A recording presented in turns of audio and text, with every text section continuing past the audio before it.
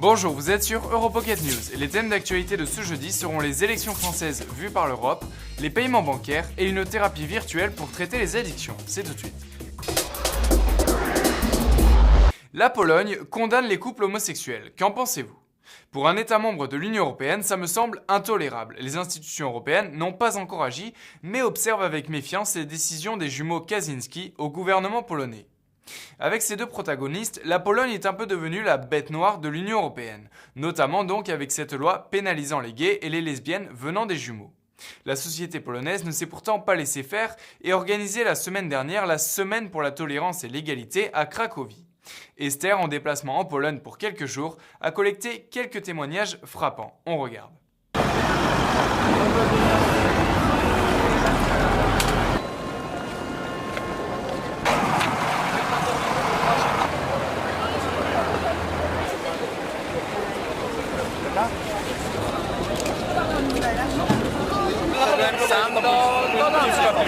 For the last 2 years, homophobia has been increasing, and it's been legitimated every day by our extreme right government.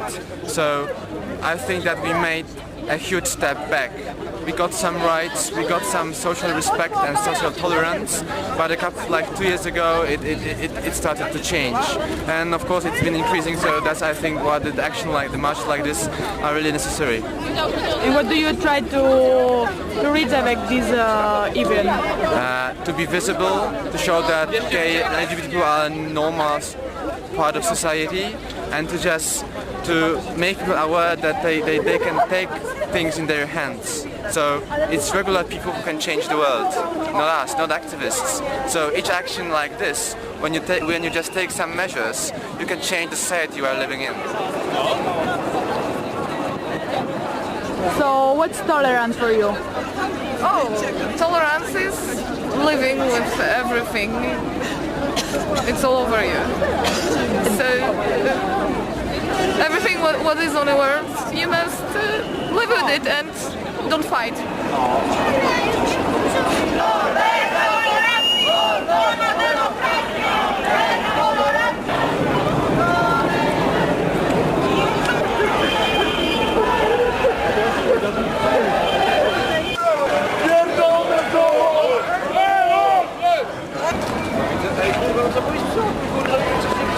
Gdzie jest?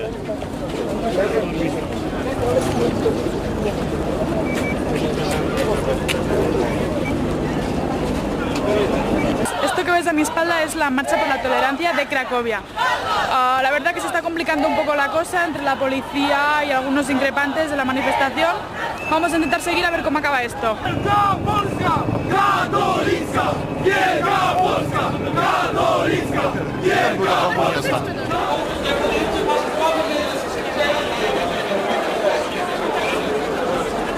There is many people who are intolerant and who hates different cultures, and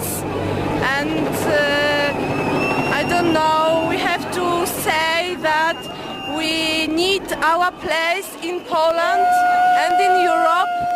I think we have not very nice situation in our government, so we have to say to our politics that we are and we need our law makes better.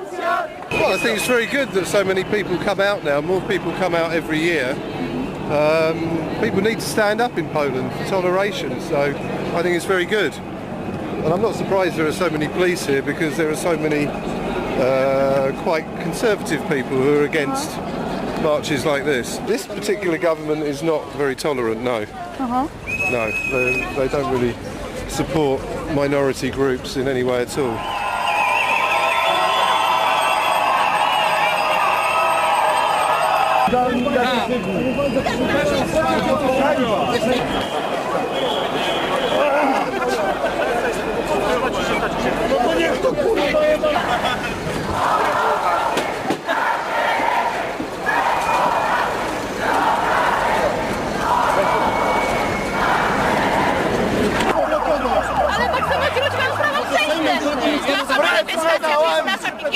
we are Catholics and we can't allow this demonstration to promote this way of life, homosexual and liberal.